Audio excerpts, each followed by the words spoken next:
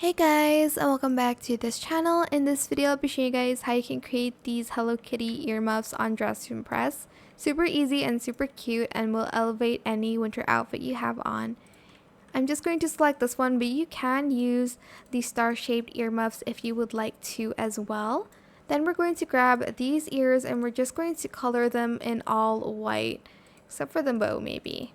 I'm going to just leave the bow like this for now. If it looks weird, I'm going to just color it white. Then we're going to get these bows and we're just going to color it red, and that's pretty much it. It is that simple, but you can just leave the bow white if you would like to.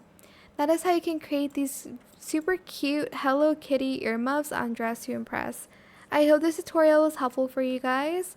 Don't forget to like, comment, share, and also subscribe to this channel if you haven't done that already. If you have any more questions about this video, just leave it in the comment section down below. I will try my best to answer them all for you guys. And if you found this video helpful, please click the thanks button as well. That is it. Thank you so much for watching. Bye!